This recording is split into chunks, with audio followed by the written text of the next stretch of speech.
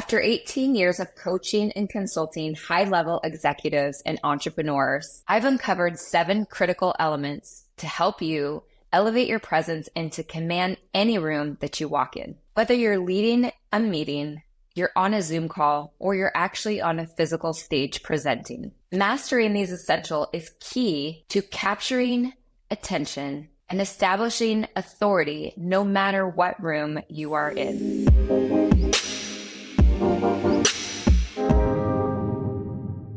Hi, if you don't know me, my name is Celeste Moore. I'm a color and style expert. I help entrepreneurs and C-suites master and discover their own unique style so that they can command any room they walk in. When I first started out as an image consultant over 18 years ago, I didn't know anything about business or entrepreneurship. And I first started working with coaches, doctors, lawyers, people in the business community. And as I was helping my clients, I realized that this transformation of creating and building this image was also helping myself as I was helping my clients. It was truly transformational work. And I realized how important this is and how much I wanted to help others. I started attending networking groups, going to meetings, any place that I could meet somebody so that I could start practicing this powerful work. My very first client was still to this day one of the most successful men I have ever consulted on. He used to hire me 3 to 4 times a year to go shopping for him at Bloomingdale's or Saks Fifth Avenue. He had lost 10 pounds and he would gain 10 pounds. And this was kind of the whole 3 years of his journey with me. And sometimes he would just be visiting a lot of islands with his wife. And so he needed a different type of wardrobe for that. And we would go shopping and I would pick all of the items out for him. The shirts, the pants, the jackets, whatever it was. And I would have him take all his items into the dressing room and have him try it on. See, when my client comes out with an outfit, I want to educate. I want to describe to them what works, what doesn't. And I like to show my client, look in the mirror. I want to show you what works. And this client of mine would never look at himself in the mirror. And I just thought that was the most odd thing. You know, people want to look at themselves in the mirror and he just never would, but I didn't push it because I just figured this wasn't a comfortable thing for him. And this went on for another 1.5 years. The next time I gave him a white pair of jeans and a blue linen shirt. He was heading to the Caribbean with his wife. I said, here, go try this on. Oh, he opens the curtain. I said, look here, look at yourself in the mirror like I always do. Look at how amazing this blue is. It brings out your eye color and these jeans fit your body type so well. And you know what he did? He looked at himself in the mirror and I about died. I was so happy. I could not believe he actually looked at himself. And he not only did he look at himself, but he looked in the mirror and he said, yes, this does look really good on me. And see, my friends, this is why I do what I do, to help discover and find my client's true self. Just as I found my true self as I was going through this journey. It's truly transformational. Now, the 7 critical elements that I'm going to talk to you about, there's no order to these, but I want you to understand they're all important so that you know how to command presence in any room. And it comes down to confidence. One of the 7 critical elements is dining etiquette. Whether you're going to a networking meeting for lunch or dinner, or you're on a date, or you're just simply out with friends, dining etiquette is really important that you know at least the basics. I understood that I needed to learn the basics because I was taking clients out for lunch and dinners. Now, I have this one story of a man that we were out to lunch and he started picking his teeth with a steak knife. I about died. I was so embarrassed, not for only myself, but for him. And I realized I think we're going to have a coaching session on etiquette. Now, having proper etiquette allows someone to understand that you have class and you have manners. So after that lunch meeting, we were able to talk about what went wrong. And I did it in a very nice way because you never want to come across as overcritical, especially as an image consultant. but things need to be addressed, and that's why people hire me. He needed to understand that this was not an appropriate tool to pick your teeth, and honestly, you should not pick your teeth until you get to the bathroom. It can be gross to a lot of people, and you need to come across as having manners and class. Can you imagine if you were on a date and this happened? I mean, you would probably run for the door. Which fork do you grab when a salad comes out and you have multiple forks? Which fork do you grab when you have an entree and you have multiple forks? So I'm going to give you a couple tips, and this is what I learned. These are basic tips. So if you are entertaining clients or dating frequently, going to high-end restaurants, please brush yourself up on more than this. Always start from the outside in when you're eating. So if you have a little fork, a big fork, it doesn't matter. Outside in as your entrees keep coming. Now, which cup do you drink out of? Is it on your left side? Is it on your right side? It should always be on your right side, whether it's a water, wine, cocktail, and on your left side should be the bread plate. Now, if a spoon is put in the front of your plate or bowl, that is a dessert spoon, usually, or a dessert fork. Make sure that you're always putting your napkin in your lap before you eat or drink. As soon as you sit down, you should be in your lap. And it should be folded in half, where the corner of the napkin is always available for you to put some food in it if you need to spit it out in a very nice way where nobody can see. Or just dap your mouth with a napkin. Why does this matter? Well, my friends, if you're out to dinner or out to lunch with a client and they see this, trust me, this may not seem like a big deal, but it's a big deal. So use your manners. Please brush up on your dining etiquette more if you find that you're out and about with more clients or dates. Number 2, that second critical element is dating etiquette. For 2.5 years, I was a dating coach. And let me tell you, I learned so much about dating and etiquette. Now, I learned this as a matchmaker. I was certified years and years ago. And as a dating coach, you learn about all of the things that you need to teach your clients. Now, who would have thought dating etiquette? What is that? See, 20 years ago, it was quite different than it is today, but there's still elements of proper dating etiquette. And that is, number 1, communication. If you're going to be late for a date or something happened, even if it's 5 minutes, send a text or a quick call letting that person know you're going to show up late. It's called etiquette, aka manners. If you decide that you're just not going on this date for whatever reason, maybe you're sick, maybe your kid's sick, maybe you just had second thoughts and you're not going, please communicate that to the person that expects you to show up to that place that you are wanting to meet them at a restaurant or an event. It's proper etiquette. Take ownership for your faults. If you did something that was your fault, take ownership. Don't gaslight. Gaslighting today is really when you're flipping the script on someone. Don't do that. Please understand that we're all human. We all want to be loved. We all want to be respected and trusted. And so when you are gaslighting another person, it's actually very offensive. Another rule to dating etiquette is have fun. There's so much pressure on interviewing people. Please don't do that either. Don't interview. Have a good time. Get to know this person. Do you like them? Are you vibing with them? Is the energy where you like it to be? Do you have conversations? Do you have banter? So keep those things in mind. Do not lead anybody on. Let's be honest. Who has time for games? Men, women, men especially, games are not a thing. Nobody wants to be wasted. Nobody's time wants to be wasted. We all have important lives, and today things are just happening at a faster and faster level. So please do not lead anybody on. Now, this is a big one, guys, especially for men. Rejection is redirection. Think about that again. I'm going to say it again. Rejection is redirection. Rejection is usually about the other person. It has nothing to do with you. Maybe they're going through a complicated divorce.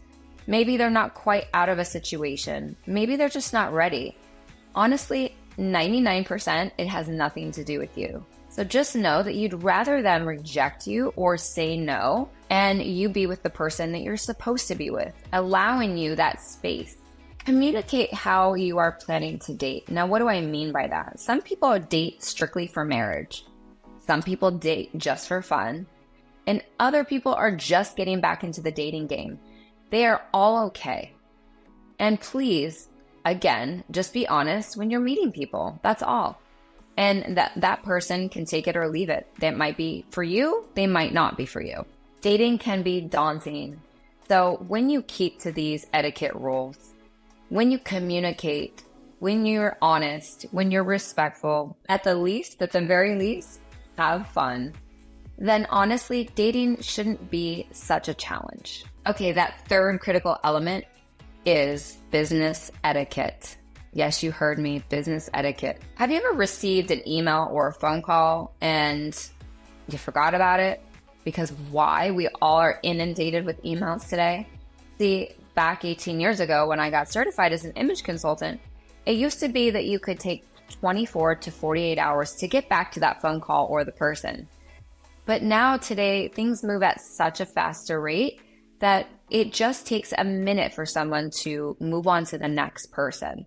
So for example, if I called a company to see if they had availability to service my home, nobody answered, nobody got back to me, then I would move on to the next company. So taking that second to say, you know what, I received your email, I'm very busy, I will get back to you in, say, a few hours or say tomorrow. Just that extra email or correspondence will make or break a deal today. I always say be 10 to 15 minutes early for meetings, for anything that you have coming up, because honestly, whether you're looking for that promotion or you're looking to land that $1 million client, if you're early, they'll notice. That means you're punctual, you're going to follow through for them. It sends all the right green flag messages to those potential clients. Also, when you're showing up, it shows that you respect people. Being respectful is huge in today's world, especially as an entrepreneur. You're building relationships. Another thing that I learned with business etiquette is send a personal touch. So see, I used to send out email notification birthday cards to all of my clients and thank you cards. And honestly, everything is so inundated with emails today that emails are often overlooked. I learned from my speaking coach to handwrite notes. They're much more personal. They leave that personal touch, which today will make or break a deal. Whoever sends that personal touch, people will notice. People will take notice to that. And believe me, when I got my first handwritten note just recently, I was blown away and how important I felt. Where if I got an email, it seems a little less personal. And in business, we are building relationships. So how you build those relationships is going to be powerful. That's just one example. Another example is to remember your client's son or husband's birthday. Not their birthday, but their husband's. Because, wow, they remembered when we had that conversation that one time about my husband and how important my husband is to me. Do you see how different that is than just sending a birthday card to them? So keep in mind that those conversations that you have with everybody that you meet is potential to be a client, but be genuine and be authentic and be personal. So I want to talk about Jeff Fenster. See, he's a serial entrepreneur, very successful entrepreneur, and he started the company Everbowl. Very, very smart guy. He always says he's the dumbest guy in the room. I've seen, but he's not. I've seen this man speak a few times. And the one thing that he taught me about business etiquette, if you will, the first rule in his company is to have fun and make friends. And you're like, okay, that sounds really professional, but it is. That make friends is anyone that you interact with. How can you help that person? Who can you connect that person to? And you start building what he calls relationship or relational capital. See, that goes into your bank as relationship capital. Because one day you're going to need to tap into that and ask someone a favor. And if you have built all of these relationships and created these contacts for all these other people, that will be helpful to you one day when you actually need help from someone. That's very, very powerful. And it's something that I've not forgotten and I've used wisely. Thank you, Jeff Fenster. Remember, in business, to not only show up timely and punctual, actually early, leave a personal touch to potential clients and existing clients. Think of ways to build your relationship capital. Make sure that you're getting back to people in a timely manner. Make sure that you are speaking well, you come across confident, and you're going over and above. That is great business etiquette. That fourth critical element to command any room is body language. Let's talk about body language. I have coached over hundreds of men and over 50 women when it comes to dating.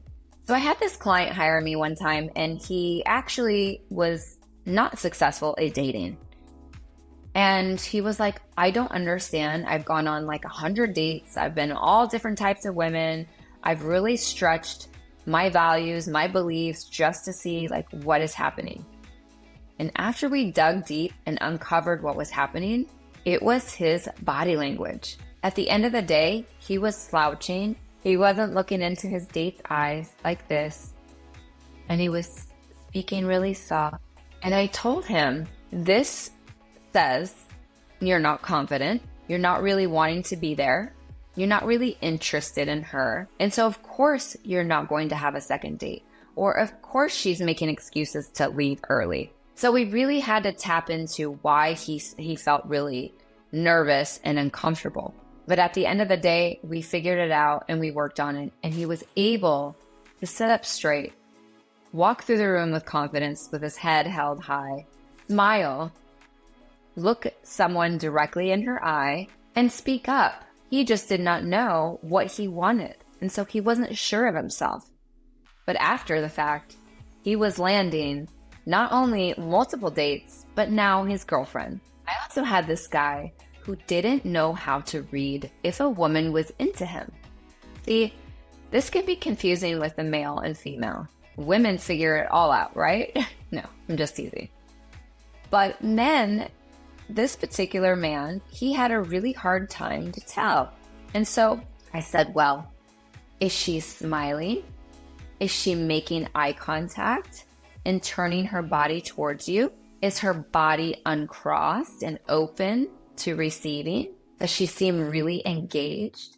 Is she flipping her hair or flirting with you, having cheeky banter? And he was like, oh, well, no, this person wasn't, or this person was. And really helping him understand those body language cues of what was the message that she was trying to send him was huge. And so now he doesn't second guess. And my friends too, if you're second guessing, you can always ask a question.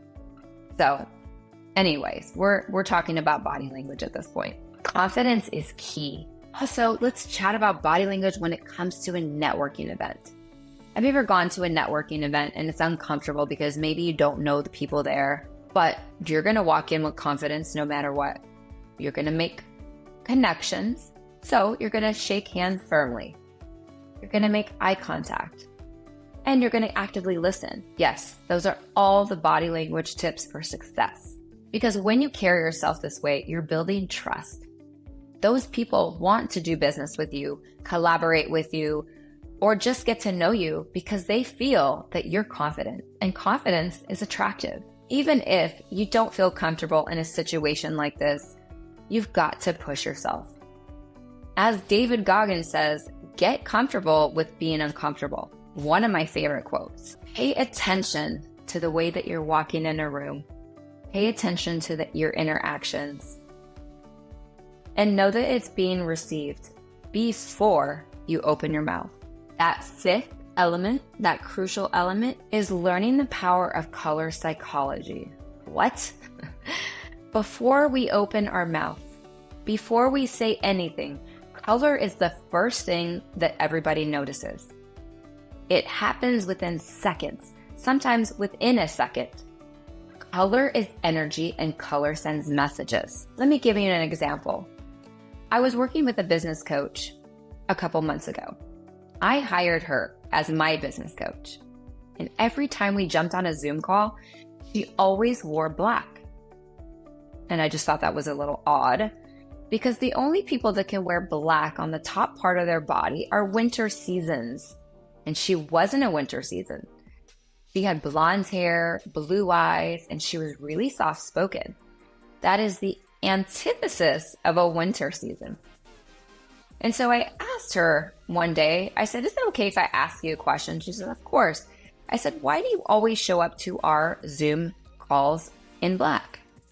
And she kind of was like, oh, I guess I do that. She says, when I think about it, it's because I don't know what colors look best on me. I don't know what my style is. And honestly, I don't feel that confident in being a business coach. And I was like, ooh, okay, that's a little red flag there. And I said, well, since you're my business coach, would it be okay if we work together to discover your style and discover your colors? And she was all for it. And so after we discovered her styles and her colors that were best for her, not only her personality, but her skin, eyes, and hair, she truly was able to bring her inner energy, her personality into her outer appearance. She started showing up as her true self. And then you know what? That next month, she was able to land her first $10,000 client because she deserved that. But before, she wasn't showing up as she deserved that. So that, my friends, is so powerful. Let me take, for example, the color red. Just for example, I'm wearing red lipstick today. Not only did I need a little bit of energy today, of confidence, but why I'm wearing red lipstick is not that at all. It's to create my focal point. Now, what's a focal point? It is somewhere on the body where you want someone to pay attention to. So think if you're on a stage or you're in a Zoom call, where do you want the audience to look at? You usually want them to look at your face. You want them to hear your message. So red is on my lips for that same reason. This is my focal point. Navy blue is another great example. It is the most trusting color. Think about all the big banks. They have navy blue in them, a lot of them, not everyone, because they want you to trust them with your money. They want you to invest in them. So next time you're getting in front of an audience, whether it's on stage, whether it's on a Zoom call, whether it's in a meeting, whether it's on a date, think about who is your audience. The next thing you should think about is what is the message you want to send. Then wear the proper color. Make sure you're wearing the right colors for you though. So we all have greens, yellows, reds, blues, purples that are right for our skin, eyes, hair, and personality. So make sure you're wearing the right ones so that you can deliver your message before you open your mouth. It will just land that much stronger when you do open your mouth. That sixth key element to success, my friends, is quality over quantity. Always buy the best quality you can afford. Now, that's not always a custom suit. That's not always a high-end piece, but you can feel the difference in a good quality fabric versus a not quality fabric. And if you can't, that's another episode altogether. Just because it is a name brand does not mean it's a higher end fabric. The way that you can tell is by looking at the fabric on the tag inside of the item. Certain fabrics will wear better than others. There's also another trick and tip is the hand of the fabric, where you can actually take your hands and rub the fabric.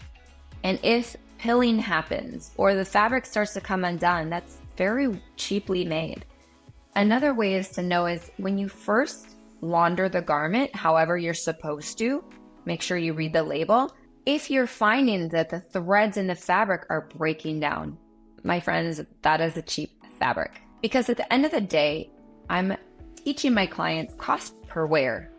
So cost per wear is when you are purchasing an item, dividing that by how many times you wear that is actually the cost per wear you're getting for that item. Now, why is this important? Because the quality pieces should really be your investment pieces, should be a pea coat, a trench coat, any kind of outer coat that you're going to be wearing over and over and over. It's a suit or a sport coat or pant or a pencil skirt or a sheath dress. Even nice shoes and belts should be well made. Now, I had this client a couple months ago, and she's obsessed with all the high-end designers, Gucci, Prada, Dior. It doesn't matter, Balmain, what the name, what the designer is. If it's a high-end designer, she wants that item. Now, over the years, and very recently, even high-end designers are making pieces with cheaper fabrics. It might say made in Italy. That doesn't mean that it's always well made where it used to. So pay attention to the hand. Pay attention to what the fabric is, because this could be a fabric that could last or not last, even with a designer. That 7 critical elements that I have learned over these 18 years is discovering your personality DNA. What is that? Your personality DNA has a lot to do with who you are as an individual. Do you have yin or yang energy? Are you more extroverted or introverted? What are the hobbies you enjoy? What's your profession? How do you come across in camera? How do you come across? How is your voice? Are you excited? Do you have bubbly energy? Are you quiet? Are you introverted? Are you a little bit of everything? Knowing these things about yourself is the first step in a 4x4 color analysis.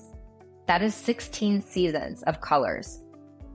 That is the first thing, because your inner energy should align with your outer appearance. And that inner energy is your personality DNA. See, over 18 years ago, there was 4 seasons in the color system: autumn, winter, spring, and summer. And because of that, I was put into the autumn category. What does that matter? Why do I care? Well, I was placed in the warm category, which I have a warm undertone. See, those darker autumn colors was subduing my inner energy, my personality. Every time I put on a very dark color, my energy was darkened. I was subdued. And I had no idea, because I didn't find out till this January what my proper color palette was. I thought I knew it. And then my mentor, the owner and creator by Fariel, her name is Fariel, she said, Celeste, no, you're not an autumn. You are a toned spring. And she put each category up to my face. And at first I was pissed. I was pissed because I'm an image consultant, and for 17 years I'd been living in the wrong palette. What? How horrible did I feel? I felt stupid. I was embarrassed. But honestly, I didn't know. There's all the missing pieces in the new 16 season. And that missing piece was me. Part of me was missing. Now that toned spring, I have more vibrant colors because I'm more vibrant in my energy. And honestly, after that 24 hours, I was completely changed. That transformation for me was huge. So when you're aligning your inner energy, your personality on the outer appearance is transformational. So your personality DNA, and this is something I learned, will transform your whole image. My friends, when you look good, you feel good. And when you feel good, you are confident. You will walk through any room with confidence.